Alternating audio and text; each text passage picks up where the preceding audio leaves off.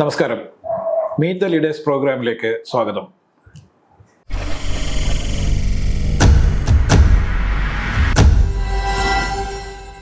സർക്കാരിൻ്റെ പരാജയം അവർ തന്നെ മറ്റൊരർത്ഥത്തിൽ തുറന്ന് സമ്മതിക്കുന്നു എന്നുള്ളതാണ് കാണാൻ സാധിക്കുന്നത്. ഇപ്പോൾ എറണാകുളത്തിന് മൊത്തത്തിൽ നമുക്ക് ഈ ഒരു ബൈപ്പാസ് വന്നേ തീരൂ. അതാണ് 2018-19 കാലഘട്ടത്തിലെ ആശയം ഉരുത്തിരിഞ്ഞു വന്നത്. പക്ഷേ സംസ്ഥാനത്തിൻ്റെ സർക്കാരിൻ്റെ ഭാഗത്തുനിന്ന് ഇതുവരെ അതിൻ്റെ ഒരു നീക്കുപോക്കായിട്ടില്ല. എറണാകുളം പോലുള്ളൊരു നഗരത്തോട് സർക്കാരിൻ്റെ ഒരു സമീപനം എന്താണ്, അല്ലെങ്കിൽ ഇതുപോലുള്ള അടിസ്ഥാനപരമായിട്ടുള്ള വികസന പദ്ധതികളോടുള്ള സർക്കാരിൻ്റെ സമീപനം എന്താണ്? 2 ലക്ഷം കോടിയുടെ കേരയിൽ പ്ലാൻ ചെയ്യുന്ന ആളുകൾക്ക് ഒരു 3000 കോടിയുടെ ഒരു ബൈപ്പാസ് പ്ലാൻ ചെയ്യാൻ സാധിക്കുന്നില്ല എന്ന് പറയുമ്പോൾ എന്താണ് ഒരു വികസന കാഴ്ചപ്പാട്? ഇത് അക്ഷരാർത്ഥത്തിൽ ചെയ്തിരിക്കുന്നത് നേരെ ചെയ്യേണ്ട കാര്യം ഇത് സർക്കാർ വളഞ്ഞ് മൂക്കെ പിടിക്കുകയാണ്. ഇന്ന് വൈകിട്ട് മുഖ്യമന്ത്രിയെ കഴുത്തിന് പിടിച്ച് താഴെ ഇറക്കാൻ പറ്റുമെങ്കിൽ താഴെ ഇറക്കണമെന്നാണ് ജനം ആഗ്രഹിക്കുന്നത്. അതാണ് ജനത്തിന്റെ പ്രതീക്ഷ. ആ അവസ്ഥയിലാണ് ജനം നിൽക്കുന്നത്.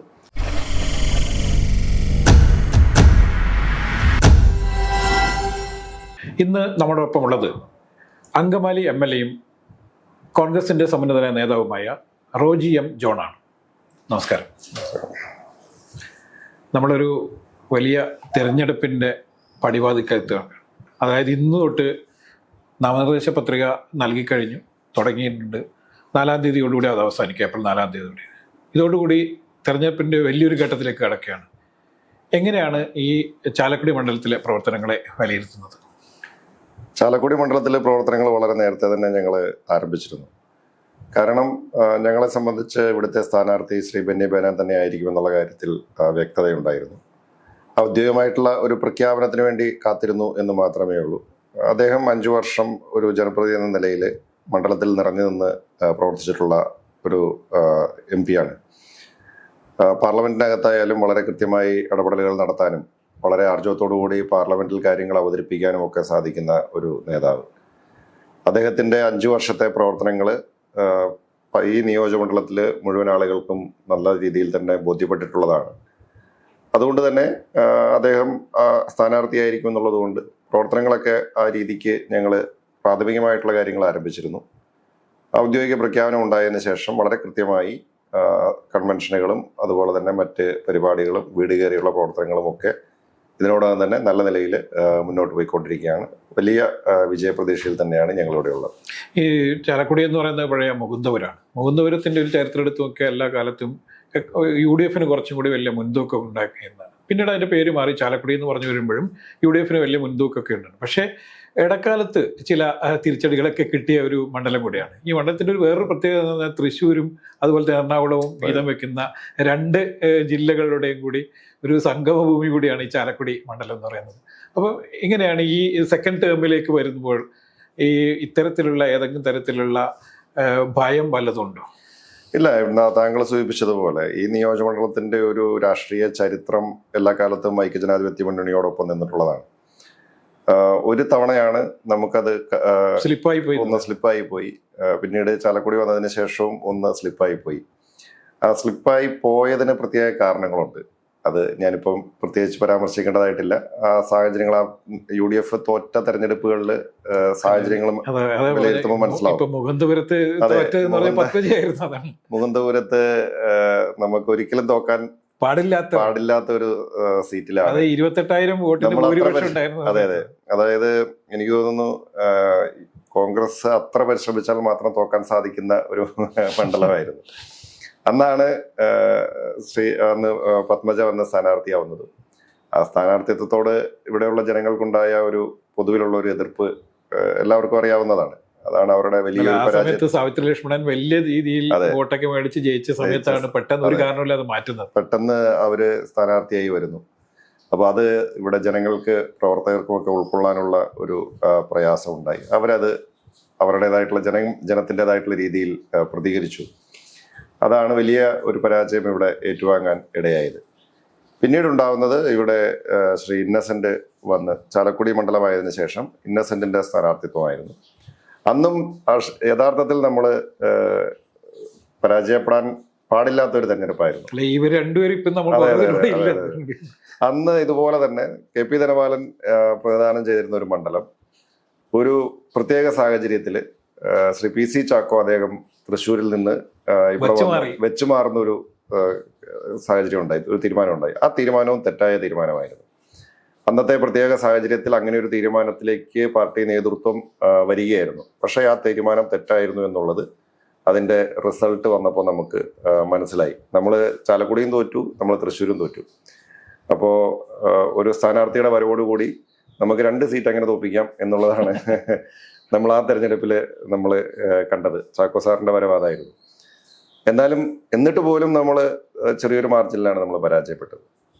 പക്ഷേ ആ തെറ്റ് ഇനി ആവർത്തിക്കപ്പെടില്ല എന്നുള്ളതാണ് കഴിഞ്ഞ തവണ ശ്രീ ബെന്യാമിന്റെ സ്ഥാനാർത്ഥിത്വവും ഇത്തവണ അദ്ദേഹത്തിന്റെ ഒരു തുടർച്ചയും. ഇപ്പൊ ഈ ചാലക്കുടി മണ്ഡലത്തിൽ ഏറ്റവും പ്രധാനപ്പെട്ട ഒരു സ്ഥലം ചാലക്കുടിയും മറ്റൊന്ന് അങ്കമാലിയാണ്. ഈ 2 സീറ്റിലും ഒരു കാലത്ത് LDF ജയിച്ചിരുന്നതാണ്. താങ്കളുടെ വരവോടുകൂടി LDF കയ്യിൽ നിന്നും ഇത് അങ്കമാലി സീറ്റ് പിടിച്ചു. അതുപോലെ തന്നെ ചാലക്കുടിയും കഴിഞ്ഞ പ്രാവശ്യം തിരിച്ചു പിടിച്ചു. അപ്പോൾ ഏതാണ്ട് UDF നല്ല മേൽക്കൈയുള്ള മണ്ഡലം തന്നെയാണ് ചാലക്കുടി. പക്ഷേ LDF എപ്പോഴും ആരോപിക്കുന്ന ഒരു സംഭവം എന്ന് പറഞ്ഞാൽ വികസനത്തിൽ ഏറ്റവും പുറകോട്ട് പോകുന്നു എന്നുള്ളതാണ്. ഈ 2 സ്ഥലവും വികസനത്തിൽ വളരെ പുറകോട്ട് പോകുന്നു. ഇതിൽ വല്ല യാഥാർത്ഥ്യമുണ്ട്? അല്ല, വികസനത്തിൽ പുറകോട്ട് പോകുന്നു എന്ന് LDF ആരോപിക്കുന്നുണ്ട് എങ്കിൽ അത് അവരുടെ സർക്കാരിന്റെ പിടിപ്പുകേടും പരാജയവും അവർ തന്നെ സമ്മതിക്കുകയാണ്. കേരളത്തിൽ ഭരിക്കുന്ന ഇടതുപക്ഷ ജനാധിപത്യ മുന്നണി സർക്കാരാണല്ലോ. ഞാൻ 8 വർഷമായി MLA ആയിരിക്കുന്നു. 8 വർഷവും പിണറായി വിജയനാണ് മുഖ്യമന്ത്രി ആയിരിക്കുന്നത്. അപ്പോൾ അങ്കമാലിയിൽ ചാലക്കുടിയിലൊന്നും വികസനം ഉണ്ടായിട്ടില്ല എന്ന് പറഞ്ഞാൽ സർക്കാരിന്റെ പരാജയം അവർ തന്നെ മറ്റൊരർത്ഥത്തിൽ തുറന്ന് സമ്മതിക്കുന്നു എന്നുള്ളതാണ് കാണാൻ സാധിക്കുന്നത്. സർക്കാർ പരാജയമാണ്. നാട്ടിലെ വികസനത്തിന്റെ പോരായ്മയുണ്ട്. ആർക്കാണ് അറിയാത്തത്? ഞങ്ങളുടെയും വാദം അത് തന്നെയാണ്. അപ്പോൾ കാരണം സർക്കാരിന് ഒരു മേജറായിട്ടുള്ള പദ്ധതികളൊന്നും ഏറ്റെടുത്ത് നടപ്പിലാക്കാനായിട്ട് സാധിക്കുന്നില്ല. പ്രത്യേകിച്ച് എറണാകുളം പോലൊരു ജില്ല, എറണാകുളം ജില്ലയുടെ ഒരു പ്രാധാന്യം നമുക്കറിയാം. സംസ്ഥാന ഖജനാവിലേക്ക് ഏറ്റവും കൂടുതൽ വ്യവസായ നഗരമാണ്. സംസ്ഥാന ഖജനാവിന് ഏറ്റവും കൂടുതൽ സംഭാവന കോൺട്രിബ്യൂട്ട് ചെയ്യുന്ന ജില്ലയാണ്. അപ്പൊ ആ ജില്ലയ്ക്ക് അതിനർഹിക്കുന്ന രീതിയിലുള്ള പരിഗണന ഇടതുപക്ഷ ജനാധിപത്യ മുന്നണി ഗവൺമെന്റിന്റെ ഭാഗത്തുനിന്ന് ഉണ്ടായിരുന്നില്ല എന്നുള്ളത് യാഥാർത്ഥ്യമാണ്. പല കാര്യങ്ങളും നമുക്ക് അതുമായി ബന്ധപ്പെട്ടുകൊണ്ട് പറയാൻ സാധിക്കും. ഇപ്പോൾ എറണാകുളം, നിങ്ങളൊക്കെ എറണാകുളത്ത് താമസിക്കുന്ന ആളുകൾക്ക് മനസ്സിലാവും. അങ്കമാലി മുതൽ എറണാകുളത്തിന്റെ അറ്റം അരൂര് അതിർത്തി വരെ എടുത്തു കഴിഞ്ഞാൽ എല്ലാ ജംഗ്ഷനുകളിലും വലിയ തോതിലുള്ള ഗതാഗത കുരുക്കാണ്. അങ്കമാലിയിൽ ഒരു ബോട്ടിൽ നെക്കാണ്. ആലുവയിൽ ചെന്നാൽ അവിടെ ഒരു ബോട്ടിൽ നെക്കാണ്. തൊട്ടപ്പുറത്ത് കളമശ്ശേരിയിലേക്ക് ചെന്ന് കഴിഞ്ഞാൽ വലിയ ഗതാഗത കുരുക്കാണ്. എടപ്പള്ളിയിൽ ചെന്നാൽ വലിയ ഗതാഗത കുരുക്കാണ്. അത് അവിടുന്ന് അങ്ങനെ പാലാരിവട്ടം, വൈറ്റില, അങ്ങനെ ഉണ്ടാക്കിയിട്ടും അത് കൂടുക ചെയ്തിരിക്കും. അപ്പോ ഇത് എന്താ സൂചിപ്പിക്കുന്നത്? എറണാകുളം ജില്ലയിലെ, കാരണം ഇത്രയേറെ ആളുകൾ തിങ്ങിപ്പാർക്കുന്ന ഒരു സ്ഥലം, വ്യവസായ നഗരം, എയർപോർട്ട്, അതുപോലെ തന്നെ MC റോഡ് വന്ന് ചേരുന്ന സ്ഥലം, മെട്രോയും ഇതൊക്കെ ഉണ്ടെങ്കിലും നമുക്ക് എറണാകുളത്തിന് ഒരു പരിഹാരം എന്നുള്ളത് നിർദ്ദിഷ്ടമായിട്ടുള്ള അങ്കമാലി കുണ്ടന്നൂർ ബൈപ്പാസാണ്. ഈ പദ്ധതി പ്രപ്പോസ് ചെയ്തിട്ട് ഈ ആശയം വന്നിട്ട് വർഷങ്ങളായി. പക്ഷെ ഇതുവരെ സംസ്ഥാന സർക്കാരിന് ആ പദ്ധതിയുമായി മുന്നോട്ട് പോകുവാനായിട്ട് കഴിഞ്ഞിട്ടില്ല. ഇത് 2019 കാലഘട്ടങ്ങളിലൊക്കെ വരുമ്പോൾ ഈ നിർദ്ദേശം ഉയർന്നു വന്നു. അതായത് അങ്കമാലിയിൽ നിന്ന് ആരംഭിച്ച് നമ്മുടെ എയർപോർട്ടിന്റെ പുറകിലൂടെ MC റോഡ് മുറിച്ചു കടന്ന് എയർപോർട്ടുമായി ബന്ധപ്പെട്ട് കുണ്ടന്നൂര് എന്ന് അവസാനിക്കുന്ന ഒരു എറണാകുളം ബൈപ്പാസ്, സീപോർട്ടൊക്കെ ബന്ധപ്പെടുത്തി. അപ്പൊ ഒരു മൊത്തം എറണാകുളത്തിന് ഒരു ബൈപ്പാസ്, കാരണം നാളേക്ക് അത് ആവശ്യമാണ്. കാരണം ഇപ്പോൾ പോകുന്ന പോക്കില് എറണാകുളം അടുത്തൊരു 5 കൊല്ലം കഴിയുമ്പോൾ അങ്കമാലിയിൽ നിന്ന് നമുക്ക് പാലാരിവട്ടം കടക്കാൻ എത്താൻ ഹൈവേ കൂടെ പോകാൻ പറ്റാത്തൊരു സാഹചര്യം ഇപ്പോൾ തന്നെ അങ്ങനെയായി. കാക്കനാട് തന്നെ വലിയ നഗരമായി മാറിയിരിക്കും. അപ്പൊ എറണാകുളത്തിന് മൊത്തത്തിൽ നമുക്ക് ഈ ഒരു ബൈപ്പാസ് വന്നേ തീരൂ. അതാണ് 2018-19 കാലഘട്ടത്തിലെ ആശയം ഉരുത്തിരിഞ്ഞു വന്നത്. പക്ഷെ എന്നിട്ട് അന്നത്തെ നിർദ്ദേശം അനുസരിച്ച്, അന്നത്തെ പ്ലാൻ അനുസരിച്ച് 2023-24 കൂടി ഇത് പൂർത്തീകരിക്കാനായിരുന്നു എല്ലാം ചെയ്തു. പക്ഷേ സംസ്ഥാനത്തിന്റെ സർക്കാരിന്റെ ഭാഗത്തുനിന്ന് ഇതുവരെ അതിന്റെ ഒരു നീക്കുപോക്കായിട്ടില്ല. കേന്ദ്ര സർക്കാർ ഒരു നിർദ്ദേശം മുന്നോട്ട് വെച്ചു. അതായത് ഇതിന്റെ കോസ്റ്റ് ഷെയറിങ്ങുമായി ബന്ധപ്പെട്ടുകൊണ്ട് ഇപ്പോ സംസ്ഥാനം വഹിക്കേണ്ട തുക സംസ്ഥാനത്തിന് വഹിക്കാൻ കഴിയില്ല എന്ന്, സംസ്ഥാനത്തിന്റെ സാമ്പത്തിക സ്ഥിതി അനുസരിച്ച് കഴിയില്ല എന്ന് സംസ്ഥാനം അറിയിച്ചപ്പോൾ കേന്ദ്രം മറ്റൊരു നിർദ്ദേശം വെച്ചു. കേന്ദ്രം വെച്ച നിർദ്ദേശം അതായത് നിർമ്മാണ സാമഗ്രികളുടെ GST ഒഴിവാക്കി കൊടുക്കാനും റോയൽറ്റി ഒഴിവാക്കി കൊടുക്കാനുമാണ്. അക്കാര്യത്തിൽ പോലും സംസ്ഥാനത്തിന് ഇതുവരെ ഒരു തീരുമാനമെടുത്ത് കൊടുക്കാൻ കഴിഞ്ഞിട്ടില്ല. അത് ഒഴിവാക്കി കൊടുത്താൽ അവർ ചെയ്യാൻ തയ്യാറാണെന്ന് അവർ അറിയിക്കുകയാണ്. അപ്പോൾ എറണാകുളം പോലുള്ള ഒരു നഗരത്തോട് സർക്കാരിന്റെ ഒരു സമീപനം എന്താണ്, അല്ലെങ്കിൽ ഇതുപോലുള്ള അടിസ്ഥാനപരമായിട്ടുള്ള വികസന പദ്ധതികളോടുള്ള സർക്കാരിന്റെ സമീപനം എന്താണ്? എന്തായാലും LDFന്റെ ആളുകളൊക്കെ അത് അംഗീകരിക്കുന്നു എന്നുള്ളതിൽ പരാജയമാണെന്ന് അംഗീകരിക്കുന്ന കാര്യത്തിൽ ഞങ്ങൾ യോജിക്കുന്നു. ഇത് അങ്കമാലിയെ മാത്രമല്ല, ഈ പല നഗരങ്ങളും വലിയ രീതിയിലുള്ള ഇത്തരം ഗതാഗത പ്രശ്നങ്ങൾ എങ്ങനെ പരിഹരിക്കണം എന്നറിയാം. ഇപ്പം കാസർഗോഡ് തൊട്ട് തിരുവനന്തപുരം വരെയുള്ള ബൈപ്പാസിൻ്റെ അല്ല ഈ NHന്റെ പണി പൂർത്തിയാവുന്നതോടുകൂടി ചില നഗരങ്ങളൊക്കെ രക്ഷപ്പെടുന്നുണ്ട്. പക്ഷെ അപ്പോഴും ഈ ഭാഗം ഇങ്ങനെ തന്നെ തൃശ്ശൂർ ആയിക്കഴിഞ്ഞാൽ അല്ലെങ്കിൽ ചാലക്കുടി ആയിക്കഴിഞ്ഞാലൊക്കെ നേരത്തെ മേൽപ്പാലം വന്നതുകൊണ്ട് കുറച്ചൊക്കെ രക്ഷപ്പെടുന്നെങ്കിൽ പോലും അങ്കമാലി ടൗണിന് എല്ലാ കാലത്തും ഇത് വലിയ ബുദ്ധിമുട്ട് തന്നെയായി നിൽക്കുകയാണ്. ഇത് യഥാർത്ഥത്തിൽ ഒരു NH കൂടി കടന്നു പോകുന്നതാണ്. കേന്ദ്ര സർക്കാരിന്റെ കൂടി ഒരു വലിയൊരു പദ്ധതി കൂടി വരേണ്ടതാണ്. ഇതിനെന്തൊക്കെ നിർദ്ദേശങ്ങളാണ് താങ്കളുടെ ഭാഗത്തുനിന്നുണ്ടായിരുന്നത്? ഇല്ല, നമ്മൾ നിലവിൽ 2-3 പദ്ധതികളാണുള്ളത്. ഒന്ന് കിഫ്ബി പ്രഖ്യാപിച്ചിട്ടുള്ള അങ്കമാലി ബൈപ്പാസ്, അത് അങ്കമാലി ടൗണിനുള്ള ഒരു ബൈപ്പാസാണ്. അത് ഇതുവരെ കിഫ്ബി പദ്ധതികളുടെ നിർവഹണം ഇംപ്ലിമെന്റേഷൻ എത്രത്തോളം ഉണ്ട് എന്നുള്ളത് നിങ്ങൾക്ക് തന്നെ അറിയാവുന്നതാണ്. ഫണ്ടിന്റെ അപര്യാപ്തതയുണ്ട്. അതുകൊണ്ട് തന്നെ ഭൂമി ഏറ്റെടുത്ത് നിർമ്മാണത്തിലേക്ക് കടക്കാനായിട്ട് സാധിച്ചിട്ടില്ല. അങ്കമാലി കുണ്ടന്നൂർ ബൈപ്പാസ് സൂചിപ്പിച്ചു ഞാൻ.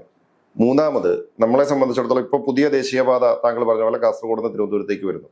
അപ്പൊ അത് ടച്ച് ചെയ്യാത്ത ഒരു മേഖലയാണ് അങ്കമാലി മുതൽ നമ്മുടെ MC റോഡിനെ മായി ബന്ധപ്പെട്ടിട്ടുള്ള മേഖലകൾ.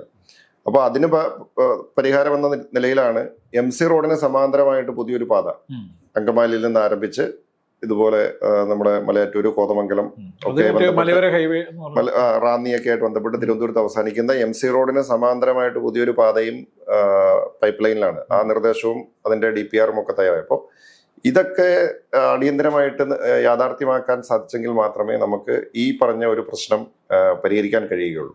ഈ പ്രശ്നങ്ങളൊന്നും അഡ്രസ് ചെയ്യാതെയാണ് കേരളയിലുമായിട്ട് സർക്കാർ. അതെ, കേരളയിലല്ല ഇതിന്റെ പരിഹാരം. നമുക്ക് റോഡ് ട്രാഫിക് കൺട്രോൾ ചെയ്യാനായിട്ട് അല്ലെങ്കിൽ അതിന് ആവശ്യമായിട്ടുള്ള വികസനം ഇതുപോലുള്ള പദ്ധതികൾ ചെയ്താൽ മതി. ഇപ്പോ അങ്കമാലി കുണ്ടന്നൂർ ബൈപ്പാസ് അവരുടെ ഇനീഷ്യൽ കോസ്റ്റ് എന്ന് പറയുന്നത് ഏകദേശം 3000 കോടി രൂപയായിരുന്നു. അത് ചെയ്താൽ എറണാകുളത്തിന് വലിയൊരു ബ്രീത്തിങ് ആവും. എറണാകുളം ടൗണിന്, അതായത് അങ്കമാലി മുതൽ എറണാകുളം ഉൾപ്പെടെ മുഴുവൻ ടൗണിന് ഒരു വലിയൊരു ബ്രീത്തിങ് ആവും. ഇവിടെ 2 ലക്ഷം കോടിയുടെ കേരളയിൽ പ്ലാൻ ചെയ്യുന്ന ആളുകൾക്ക്, അതെ, അപ്പോ 2 ലക്ഷം കോടിയുടെ കേരളയിൽ പ്ലാൻ ചെയ്യുന്ന ആളുകൾക്ക് 3000 കോടിയുടെ ഒരു ബൈപ്പാസ് പ്ലാൻ ചെയ്യാൻ സാധിക്കുന്നില്ല എന്ന് പറയുമ്പോൾ എന്താണ് ഒരു വികസന കാഴ്ചപ്പാട്, എന്താണ് പ്രിയോറിറ്റി എന്നുള്ളതാണ് നമ്മുടെ ചോദ്യം. ഇപ്പൊ കേന്ദ്ര സർക്കാർ ഒരു ദീർഘകാലമായി പറയുന്നതാണ് ഈ അങ്കമാലി ശബരി റെയിൽപാത എന്ന് പറയുന്നത്. അങ്കമാലിയുടെ ചരിത്രം തന്നെ മാറിപ്പോകാവുന്ന ഒരു പദ്ധതിയായിരുന്നു. അങ്കമാലി നഗരവും വലിയ രീതിയിൽ വികസിക്കാവുന്ന വലിയൊരു ഹബ്ബായി മാറാവുന്ന ഒരു പദ്ധതിയായിരുന്നു. പക്ഷെ നിർഭാഗ്യവശാൽ അത് എല്ലാ കാലത്തും ഈ പ്രഖ്യാപനങ്ങളിൽ മാത്രം ഒതുങ്ങിക്കുന്നു. MLA എന്നുള്ള രീതിയിൽ എന്താണ് ഈ ശബരി റെയിൽപാതയ്ക്ക് വേണ്ടിയുള്ള ഒരു ശബരി റെയിൽപാതയുമായി ബന്ധപ്പെട്ടുകൊണ്ട് അങ്കമാലി നിയോജകമണ്ഡലത്തിന്റെ കാര്യം പരിശോധിക്കുമ്പോൾ നിയോജകമണ്ഡലത്തിലെ ഭാഗം ഏതാണ്ട് പൂർണ്ണമായും അതിന്റെ ഭൂമി ഏറ്റെടുക്കുകയും അത് റെയിൽവേക്ക് കൈമാറുകയും കുറെ നിർമ്മാണ പ്രവർത്തനങ്ങൾ നടന്നിട്ടുള്ളതുമാണ്. ഇപ്പോ കാലടിയിലെ മറ്റൊരു റെയിൽവേ സ്റ്റേഷൻ ഉൾപ്പെടെ പണി പൂർത്തീകരിച്ച് കിടക്കുന്നതാണ്. അതിന്റെ അവിടുന്ന് അപ്പുറത്തേക്കാണ് നീങ്ങാത്തത്. ലാൻഡ് അക്വിസിഷനും മറ്റ് നടപടികളിലും ഒന്നും മുന്നോട്ട് പ്രൊസീഡ് ചെയ്യാനായിട്ട് സാധിച്ചിട്ടില്ല. നമ്മുടെ അങ്കമാലിയുടെ ഭാഗം ഏകദേശം പൂർണ്ണമായി തന്നെ നമ്മളത് പൂർത്തീകരിച്ചിട്ടുള്ളതാണ്. അപ്പോൾ മുന്നോട്ടുള്ള ലാൻഡ് അക്വിസിഷൻ മറ്റ് നടപടികളും ഒക്കെ പൂർത്തീകരിക്കുന്ന മുറയ്ക്ക് നമുക്ക് ഇവിടുത്തെ ബാക്കിയുള്ള അവസാനഘട്ട പണികളും അങ്കമാലി നിയോജകമണ്ഡലത്തിന്റെ ഭാഗമായിട്ടുള്ള പണികളും പൂർത്തീകരിക്കാവുന്നതേ ഉള്ളൂ. അതും പ്രൊസീഡ് ചെയ്തിട്ടില്ല. ഓരോ തെരഞ്ഞെടുപ്പ് അടുത്ത് വരുമ്പോഴും ഇത് വലിയ പ്രൊപ്പഗൻഡയായിട്ട് വരുന്നു. അപ്പോൾ പുതിയ എസ്റ്റിമേറ്റ് വരുന്നു. ആദ്യം 800 കോടിയുടെ എസ്റ്റിമേറ്റ് ആയിരുന്നു, അത് പിന്നെ 1200 കോടിയുടെ എസ്റ്റിമേറ്റ് ആയി, പിന്നെ അത് 2000 ആയി, 2600 ആയി. അപ്പോ ഓരോ തെരഞ്ഞെടുപ്പ് അടുത്ത് വരുമ്പോഴും സർക്കാർ പറയും പുതിയ എസ്റ്റിമേറ്റ് ഞങ്ങൾ അംഗീകരിച്ചു. ഇപ്പൊ ഏതാണ്ട് 3200 കോടിയാന്ന് തോന്നുന്നു. 3200 കോടിയുടെ എസ്റ്റിമേറ്റ് അത് അംഗീകരിച്ചു. അങ്ങനെ എല്ലാം പത്രത്തിലുണ്ട്, പാത്രത്തിലേക്ക് വന്നിട്ടില്ല എന്നേ ഉള്ളൂ. ഇപ്പൊ താങ്കൾ 8 വർഷമായിട്ട് നിയമസഭയിൽ ഇരിക്കുന്നതാണ്. ഈ നിയമസഭയിൽ കഴിഞ്ഞ പ്രാവശ്യം വലിയ വികസനങ്ങൾ നടത്തി എന്ന് പറഞ്ഞ ഒരു ടേം കഴിയുന്ന സമയത്ത് നമ്മുടെ ധനമന്ത്രി തോമസ് ഐസക് വലിയ പദ്ധതികൾ പ്രഖ്യാപിച്ചത് കിഫ്ബിയിലൂടെ ഈ പദ്ധതി. പക്ഷേ പ്രതിപക്ഷ MLA-മാരുടെ പല മണ്ഡലങ്ങളിലും ഒരു വികസന പ്രവർത്തനവും നടത്താൻ വേണ്ടി കഴിഞ്ഞില്ല എന്നുള്ള പല MLA-മാർ ആരോപിക്കുന്നത്. എന്താ താങ്കളുടെ അനുഭവം എങ്ങനെയാണ്? അല്ല, പ്രതിപക്ഷ MLA-മാരുടെ മാത്രമല്ല, ഇപ്പൊ ഭരണകക്ഷി MLA-മാരുടെ മണ്ഡലങ്ങൾ എടുത്ത് പരിശോധിച്ചാൽ CPI-ക്കൊക്കെ വലിയ പരാതി. അതെ, എല്ലാവർക്കും പരാതികളുണ്ട്. ഞാൻ പറഞ്ഞില്ല, കിഫ്ബി പദ്ധതികള് അക്ഷരാർത്ഥത്തില് ഞങ്ങളിത് കിഫ്ബി പ്രഖ്യാപിച്ച സമയത്ത് തന്നെ ഞങ്ങൾ ഉന്നയിച്ച ഞങ്ങളുടെ ആശങ്ക, ഞങ്ങളുടെ ആക്ഷേപം ഇത് തന്നെയായിരുന്നു. നമുക്ക് ഇത് നടത്തിയെടുക്കാനായിട്ടുള്ള പ്രയാസം. നമ്മൾ പ്ലാൻ ഫണ്ടിൽ സർക്കാർ നേരിട്ട് ചെയ്യാവുന്ന ഒരു പദ്ധതിക്ക് നമ്മൾ വളഞ്ഞ വഴി പിടിക്കണം, വളഞ്ഞു മൂക്ക് പിടിക്കേണ്ട കാര്യമില്ല. ഇത് അക്ഷരാർത്ഥത്തിൽ ചെയ്തിരിക്കുന്നത് നേരെ ചെയ്യേണ്ട കാര്യം ഇത് സർക്കാർ വളഞ്ഞ് മൂക്കെ പിടിക്കുകയാണ്. അപ്പോൾ ഈ കിഫ്ബി ഉണ്ടാക്കി, ഇത് കിഫ്ബിക്ക് പണം കൊടുക്കുന്ന ഇവിടെ നിന്ന്. കിഫ്ബി എന്ന് പറഞ്ഞാൽ തോമസ് ഐസക് പറഞ്ഞതനുസരിച്ച് ഇത് നമ്മൾ സംസ്ഥാനമോ സർക്കാരിന്റെ ഖജനാവുമായിട്ടോ ഒന്നും ബന്ധപ്പെടാണ്ട് വേറെ ആരോ എവിടുന്ന് പണമൊക്കെ കൊണ്ടുവന്ന് ഇപ്പം എല്ലാം നമ്മളിവിടെ തേനും പാലും ഒഴുക്കുന്നുള്ള ഒരു പ്രതീതിയാണ് സൃഷ്ടിച്ചത്. ഇത് അൾട്ടിമേറ്റ്ലി ഇത് ജനങ്ങളുടെ നികുതി പണമാണ്. ഇതിന്റെ പാപഭാരം കേരള സംസ്ഥാനത്തിന് തന്നെയാണ്. ഞങ്ങൾ മുന്നോട്ട് അന്ന് വെച്ച ആശങ്കയും ഇത് തന്നെയായിരുന്നു. ഇത് സർക്കാർ കിഫ്ബി എന്ന് പറഞ്ഞ് ചെയ്യുന്ന എല്ലാ വർക്കും, ഏത് പ്രോജക്റ്റ് ഏറ്റെടുത്താലും അതെല്ലാം സംസ്ഥാനത്തിന്റെ ബാധ്യതയാണ്. അതിന്റെ എല്ലാം പണം മുടക്കേണ്ടത് സംസ്ഥാന സർക്കാർ തന്നെയാണ്. സംസ്ഥാന സർക്കാർ നേരിട്ട് പ്ലാനിൽ ചെയ്യുന്നതിന് പകരം വേറൊരു ഏജൻസി രൂപീകരിച്ച് ആ ഏജൻസി വഴി ചെയ്യുന്നു എന്ന് മാത്രമേ ഉള്ളൂ. ഇംപ്ലിമെന്റ് ഏജൻസി മാറി. അപ്പൊ എന്താ കാര്യം? PWDയുടെ ഒരു വർക്ക് ആണെങ്കിൽ PWDയുടെ ഉദ്യോഗസ്ഥർ ചെയ്യേണ്ട ഒരു വർക്ക് ഇപ്പൊ കിഫ്ബി വന്നതോടുകൂടി PWDയുടെ പരിശോധനയും വേണം, അവരുടെ അനുമതിയും വേണം, അവരുടെ എല്ലാ തരത്തിലുള്ള വെറ്റിങ്ങും ഉണ്ട്. അത് കഴിഞ്ഞിട്ട് പിന്നെ വേറൊരു ഏജൻസി കൊണ്ടുവന്ന ആ ഏജൻസിയുടെ എല്ലാ പരിശോധനയും അനുമതിയും എല്ലാമായി 10 മാസം കൊണ്ട് അല്ലെങ്കിൽ 2 വർഷം കൊണ്ട് നടക്കേണ്ട പദ്ധതി അത് 5 വർഷം കൊണ്ടോ അല്ലെങ്കിൽ 10 വർഷം കൊണ്ടോ നടക്കാവുന്ന തരത്തിലേക്ക് മാറ്റി എന്നുള്ളതാണ് കിഫ്ബിയുടെ ആകത്തുക അവസാനം പരിശോധിക്കുമ്പോൾ നമുക്ക് മനസ്സിലാവുന്നത്. അപ്പോൾ ഇത് എല്ലാ നിയോജകമണ്ഡലങ്ങളുമായി ബന്ധപ്പെട്ടുകൊണ്ടും ഈ പ്രശ്നമുണ്ട്. ഇത് ഭരണകക്ഷി പ്രതിപക്ഷ വ്യത്യാസമല്ല, കിഫ്ബിയുടെ ഡിസൈനിലുള്ള, കിഫ്ബിയുടെ ഫോർമേഷനിലുള്ള അടിസ്ഥാനപരമായിട്ടുള്ള പ്രശ്നമാണ്.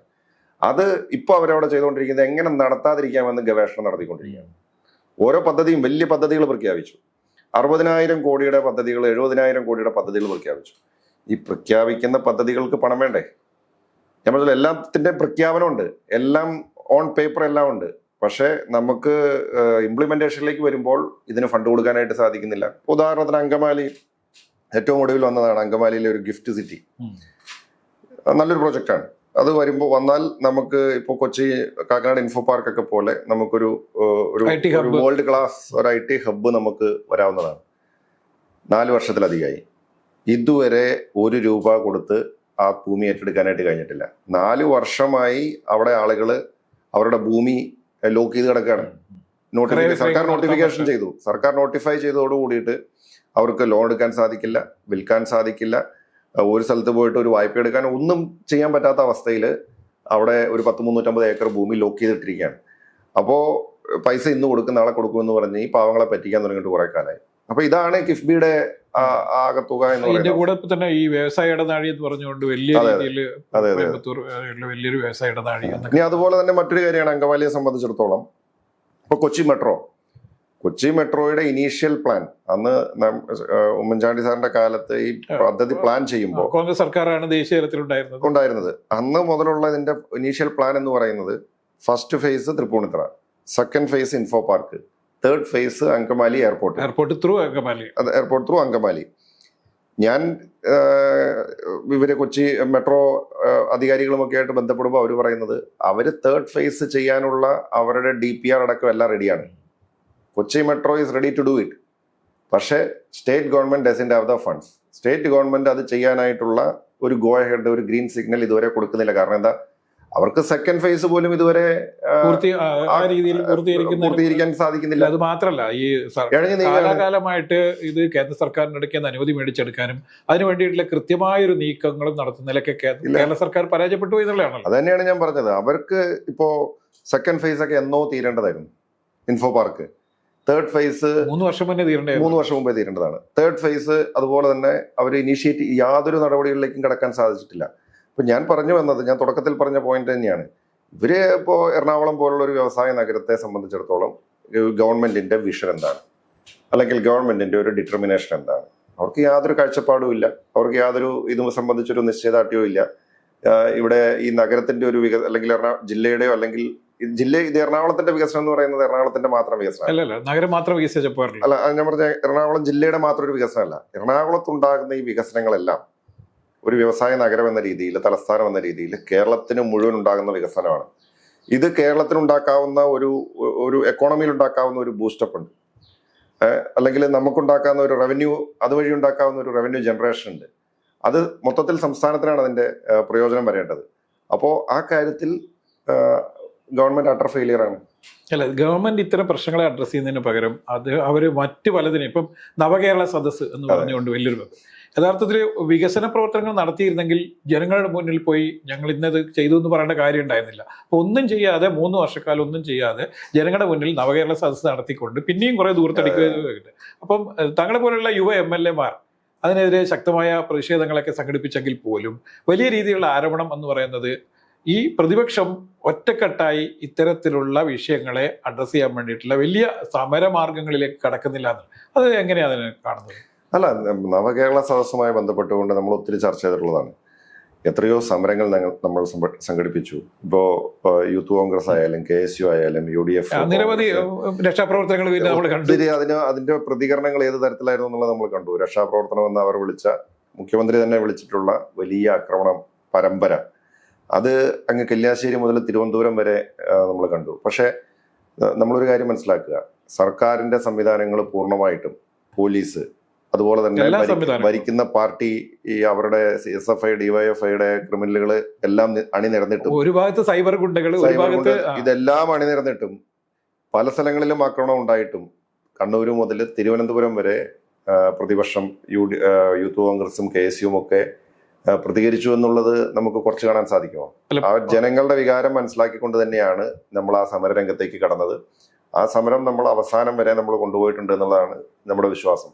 പിന്നെ ഇന്ന് ഞാൻ മനസ്സിലാക്കിയ ഒരു കാര്യം, കേരളത്തിലെ ജനങ്ങൾ അത്ര അധികമായിട്ട് പൊറുതിമുട്ടി നിൽക്കുകയാണ്. കേരളത്തിൽ പൊറുതിമുട്ടി നിൽക്കുന്ന ജനങ്ങൾക്ക് ഇപ്പോൾ ഇൻസ്റ്റന്റ് റിസൾട്ടാണ് ആവശ്യം.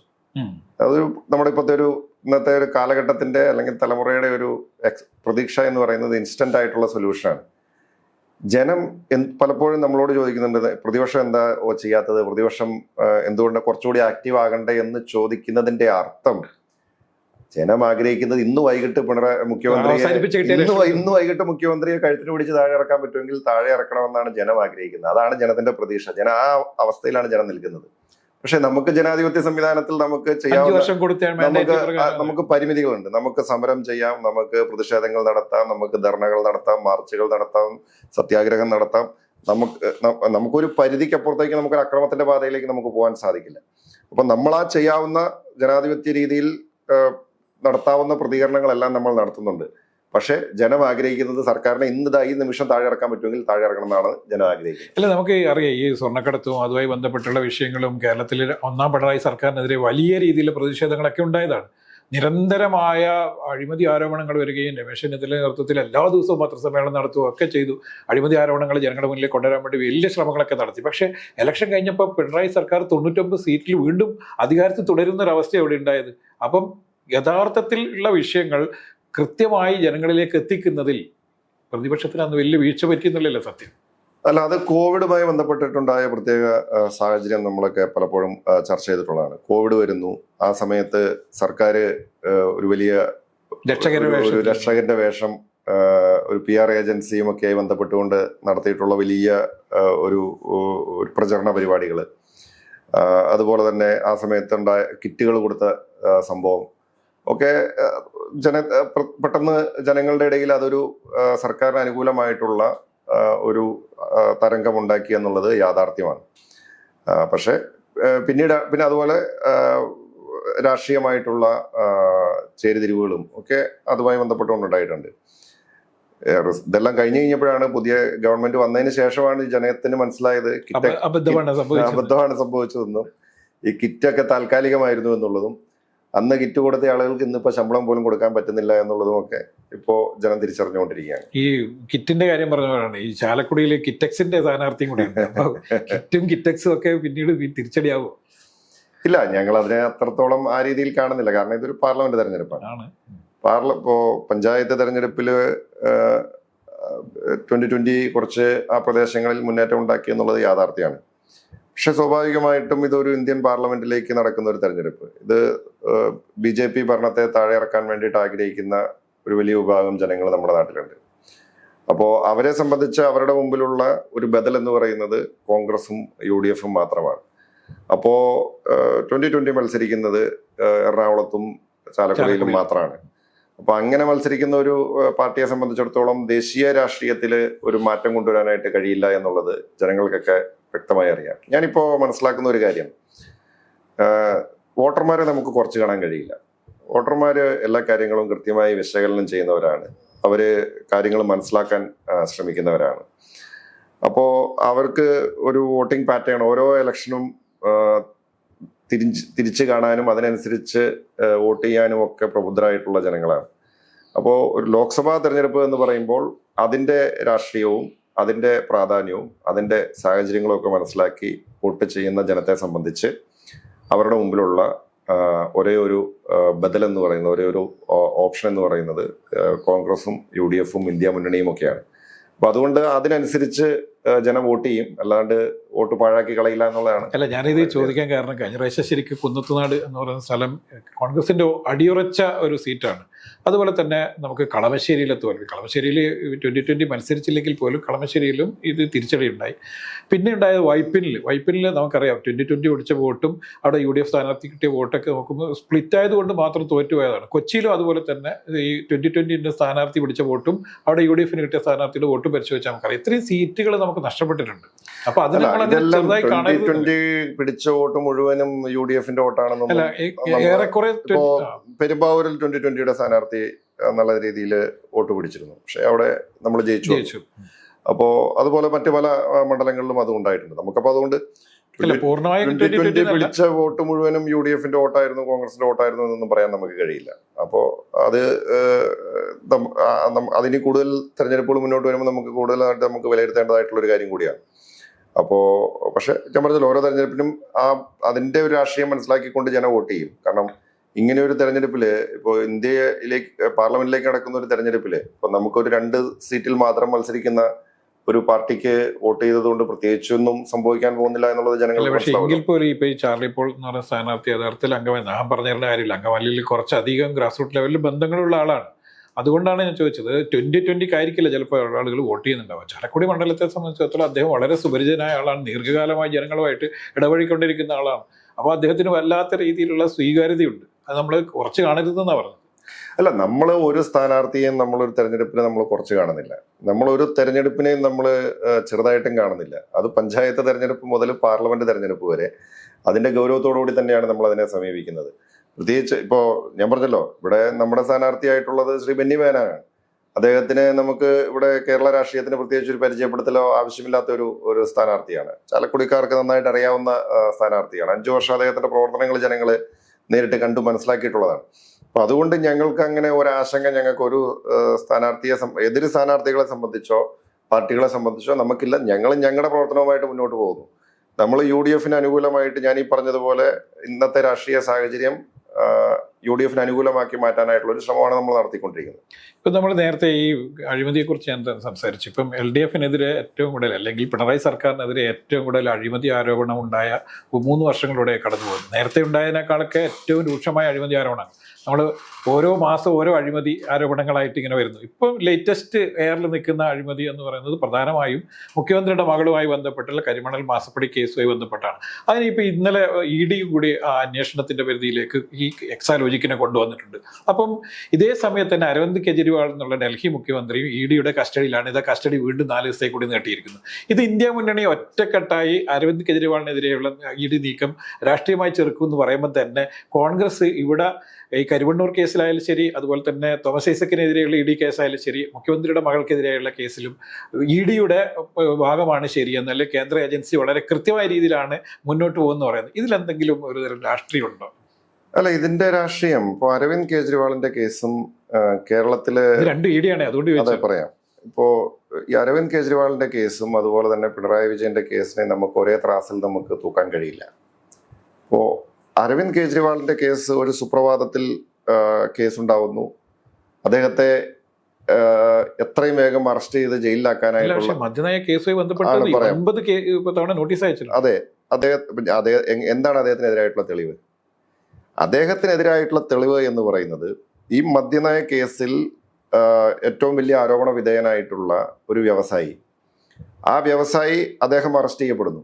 അറസ്റ്റ് ചെയ്യപ്പെടുന്നതിന്റെ 4-ാം ദിവസം അദ്ദേഹം 5 കോടി രൂപയുടെ ഇലക്ട്രൽ ബോണ്ട് BJP-ക്ക് വേണ്ടി മേടിക്കുക. ഇല്ല, 30 അല്ല, 60 കോടി കൊടുത്തു. അതിനുശേഷം അദ്ദേഹത്തിന്റെ ജാമ്യാപേക്ഷ കോടതിയിൽ വരുന്നു. ആ ജാമ്യാപേക്ഷ കോടതിയിൽ വന്നപ്പോൾ ആദ്യമായിട്ട് ED ഒരു കേസിൽ അറസ്റ്റിലായിട്ടുള്ള ആളുടെ ജാമ്യാപേക്ഷയെ അനുകൂലിക്കുകയാണ്, എതിർക്കുന്നില്ല, ജാമ്യം കൊടുക്കാമെന്ന് പറയുകയാണ്. അങ്ങനെ ജാമ്യം കിട്ടിയതിന് ശേഷം അദ്ദേഹം 55 കോടിയുടെ ഇലക്ട്രൽ ബോണ്ട് BJPക്ക് വേണ്ടി മേടിക്കുന്നു. അങ്ങനെ 60 കോടിയുടെ ഇലക്ട്രൽ ബോണ്ട് BJPക്ക് വേണ്ടി മേടിച്ച ഒരു വ്യവസായിയുടെ മൊഴിയുടെ അടിസ്ഥാനത്തിൽ അരവിന്ദ് കെജ്രിവാൾ എന്ന് പറയുന്ന ഒരു മുഖ്യമന്ത്രിയെ അവർ അറസ്റ്റ് ചെയ്യാണ്. അദ്ദേഹത്തിന്റെ മൊഴിയെടുക്കാം, അദ്ദേഹത്തെ ചോദ്യം ചെയ്യാം. അദ്ദേഹത്തിന് ഇപ്പോ തെരഞ്ഞെടുപ്പിന്റെ സമയമാണ്, രാഷ്ട്രീയ പ്രചരണങ്ങളൊക്കെ നടക്കേണ്ട സമയമാണ്. എന്തെല്ലാം സാവകാശം അക്കാര്യത്തിൽ കൊടുക്കാൻ സാധിക്കും. ഇത് അരവിന്ദ് കെജ്രിവാളിന് യാതൊരു സാവകാശം ഉണ്ടായിട്ടില്ല. അദ്ദേഹത്തെ ചോദ്യം ചെയ്യാൻ വിളിച്ച അന്ന് തന്നെ അദ്ദേഹത്തെ അറസ്റ്റ് ചെയ്ത് ജയിലിലേക്ക് ഇടാനായിട്ട് തീരുമാനിച്ചുറച്ച ഒരു രീതിയാണ് നമ്മൾ കണ്ടത്. ഇനി നേരെ കേരളത്തിലേക്ക് വരാം. കേരളത്തിൽ എന്താ വ്യത്യാസം? സ്വർണ്ണക്കള്ളക്കടത്ത് കേസുണ്ടായി, ഡോളർ കടത്ത് കേസുണ്ടായി, അതുപോലെ തന്നെ ലൈഫ് മിഷൻ അഴിമതിയുണ്ട്, ഇവിടെ ഏറ്റവും ഒടുവിലെ മാസപ്പടി അഴിമതിയുണ്ട്. 2021 തെരഞ്ഞെടുപ്പ് അടുത്ത് വന്നപ്പോഴേക്കും ഇതാ ED വരുന്നു, CBI വരുന്നു, വലിയ കോലാഹലം ഉണ്ടാക്കുന്നു, മലപ്പുറം കത്തി അമ്പും വില്ലും, ഇപ്പോ പിണറായി വിജയനെ അത് ചെയ്യും, പിണറായി വിജയനെ ഇത് ചെയ്യും എന്നൊക്കെ പറഞ്ഞു. പിണറായി വിജയന്റെ ഒരു മൊഴിയെടുക്കാനായിട്ട് ഒരു നോട്ടീസ് പോലും കൊടുത്തിട്ടില്ല.